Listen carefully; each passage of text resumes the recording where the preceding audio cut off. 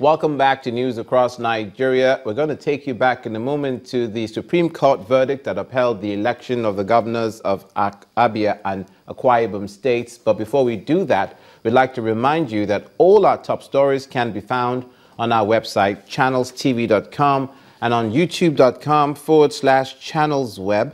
Do visit m.channelstv.com to view us live on your mobile device. You can also download the Channels TV app for Android, iOS, and Windows phones from their respective stores. We'd also like to urge you to please interact with the Eyewitness feature in the Channels TV app. If you have pictures or videos you'd like to share with us, tap the app on your device like so, swipe to reveal the Eyewitness menu, and follow the instructions.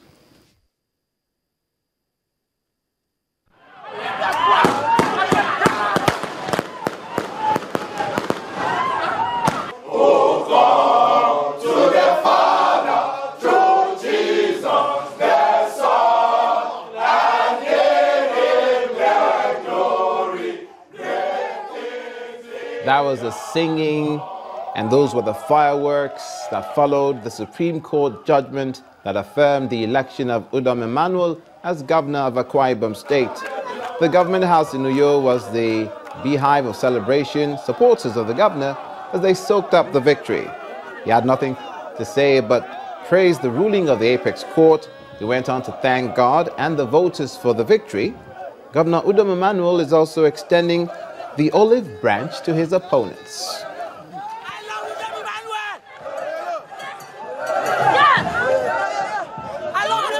Contest. There must be a winner and a loser. In this case, the people of Akwa Ibom State won because in their considered opinion and reasoning, their fortunes will be better enhanced in the hands of the Almighty God. Continuing a solid dispensation of democratic dividends that had in the past 8.5 years had transformed our state to a destination of choice, which had informed the investment of their trust in me during the April 11 election.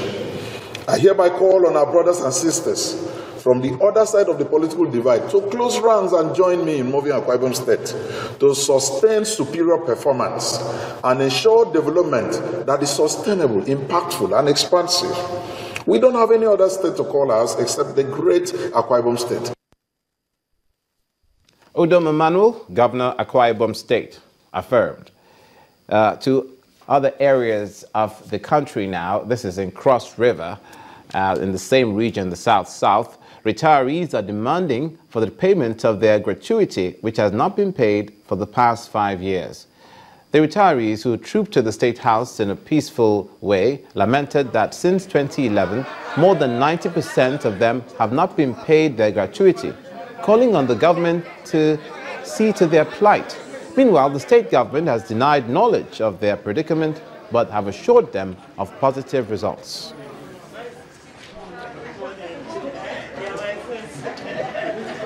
It is well arranged.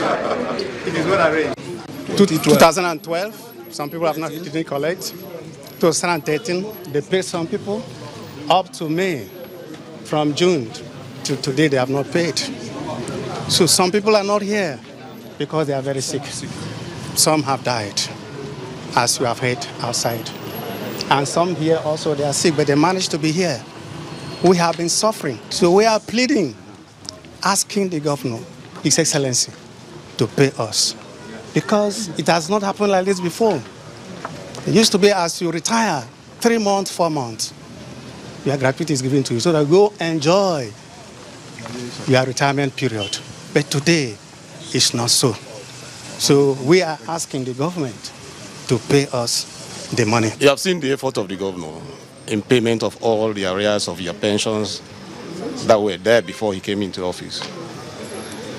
This gratuity issue didn't just happen. You said 2012, he was not in office. It just came in 2015. I know, I agree. Those assets and liabilities are all there. They are listed. He knows about them. But he's taking them one by one. It is easy to manage the pensions, the regular pensions that you are getting now, and salaries of workers. The next issue we are going to face is the gratuity. In the same region, but to a different issue, the Edo State Traffic Management Agency, ESMA, has destroyed goods worth thousands of naira, which were seized from traders along the streets and waterways around the new Benin Market area of Benin City, the Edo State capital. The MD CEO of ESMA, Austin, who supervised the exercise, said the destruction of the wares is to serve as a deterrent to others engaged in the act. Meanwhile, the Edo State Commissioner for Transport also led an operation to ease up traffic along Mission Road in Benin City.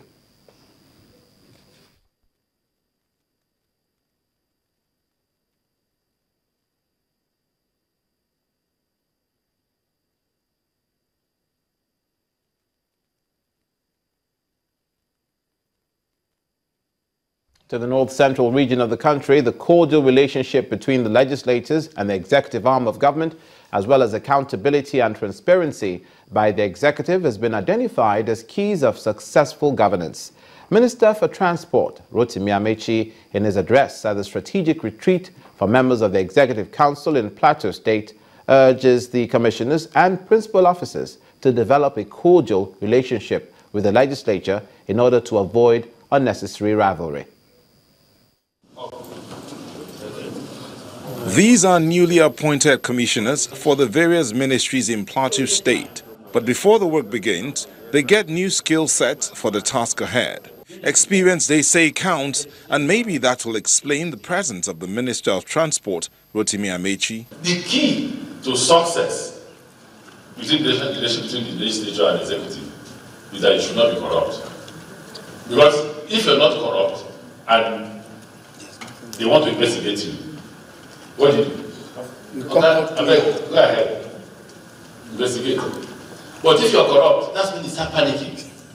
So you try to be transparent so that even if the house comes after you, they will see nothing.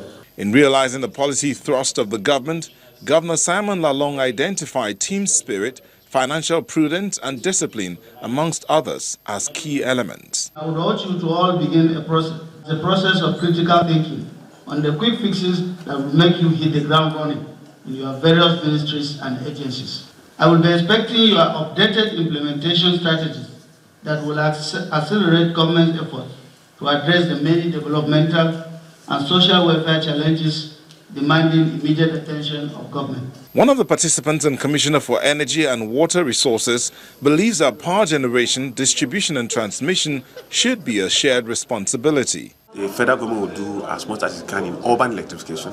The states should focus more on rural electrification. Because as a state, you know your state better than the federal government. You know the nooks and the crannies better than the federal government.